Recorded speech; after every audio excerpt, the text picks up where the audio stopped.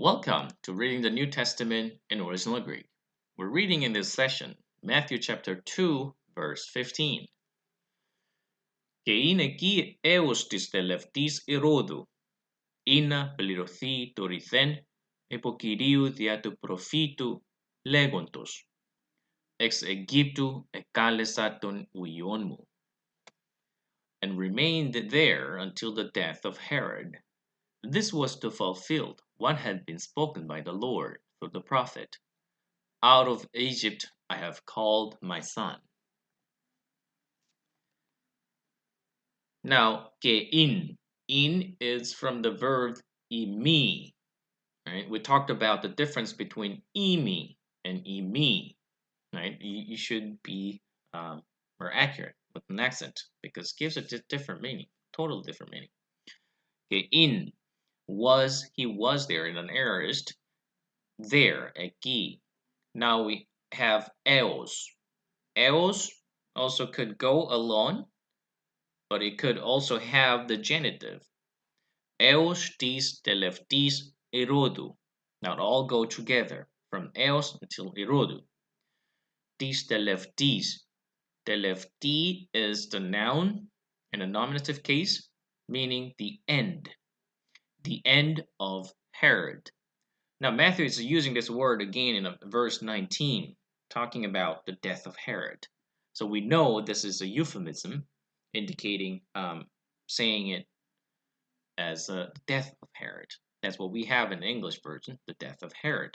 Until the death of Herod, he was there. Now we have ina plirithi. Technically, we have seen this one before and twice. One times with the ina, right, and then another fulfillment quotations. But we also have the similar, in a different form, but the same grammatical functions. Ina plus, now what do we have? Pliro. Plirothi is, we see this a theta in a passive, and an e, excuse me, eta, with the iota subscriptum. When do we see the iota subscriptum ending? Only in subjunctive. Ina plus a subjunctive. This means in order to fulfill, in order to do something, it indicates the purpose. When do we have seen this one? In verse 13.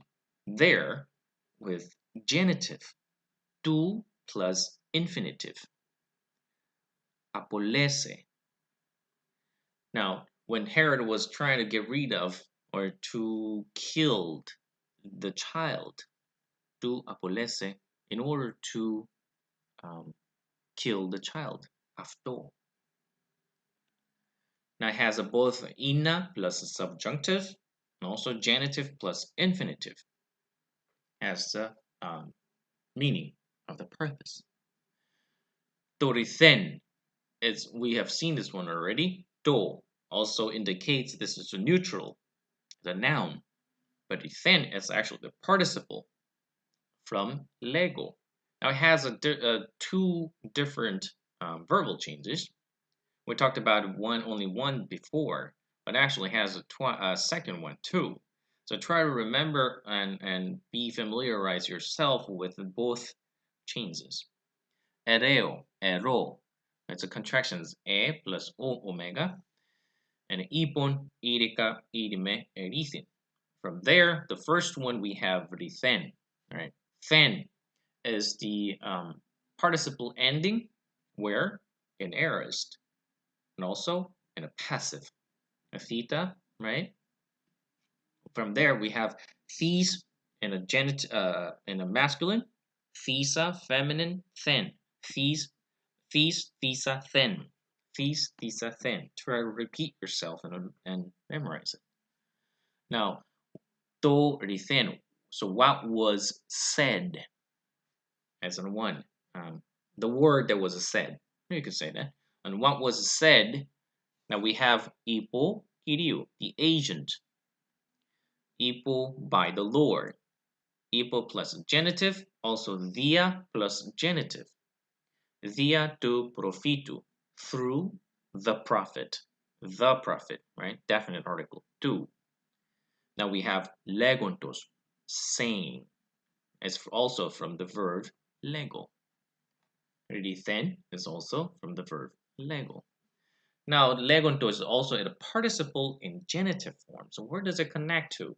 Well, technically, in a near context, it might be dia tu profitu, through the prophet. Prophet was actually talking about it. But implicitly, the Lord is the source of the talking, of the speaking, right? So it could connect technically and grammatically, Kiriu. What's important is the source of all this saying to be fulfilled. Dorithen is the Lord. That's what's important here. Now, I have inserted at the end plus u and plus me. There is a difference. Usually comes with the ACI, the accusativus cum infinitivus. Accusative and making it ACI, it's making it a relative sentence, and accusative becomes a subject, and infinitive becomes the main verb of the dependent clause. Right? Usually follows with the u and me together. But when you see lego plus these constructions, it has a slightly different meaning. U is just simple negations that it's not, that it is not to be. But when it says me, when it's negated by the me, that means it should not be. Okay, this is a simply extra information so that it might help develop your Greek grammars. Well, we don't have this case now here, but later we'll talk about it if we face it again. Now, dorithen, what was said by the Lord through the prophet, and saying. We have the famous fulfillment quotations. From where? From Hosea 11:1. Ex Egypto, ekalesa tonuyonmu. Ex, from Egypto. Now, ex or ek, right? It's actually ek. It's assimilations. Ek plus genitive. We have so far ipo also, via plus genitive. Ek plus genitive. Out of Egypt. Ekalesa. We have augmentations and ending, simple, just regular changes with a sigma and an as, n, in the first person. I called, ekalesa, from the verb kaleo. Try to familiarize yourself also with the verbal changes. Kaleo, ekalesa, keklika, right? Simple reduplication with a k and a kappa. Keklika. Also, there is vocal stretch. Ekalika. Keklime, perfect medium passive, and a glethin with a theta, an augmentation error is the passive, and also in. Okay, so out of Egypt I called who? I called who? Naturally follows accusative object.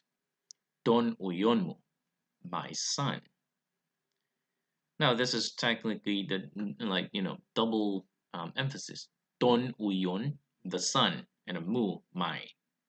Well, you could actually say it in ekalesa uyomu, but with the specific emphasis, don uyonmu, my son. Okay, so this is today's sessions. I hope you have enjoyed our Matthew's fulfillment quotations. And if you haven't subscribed yet, don't forget to subscribe after the session. And I will look forward to our next session.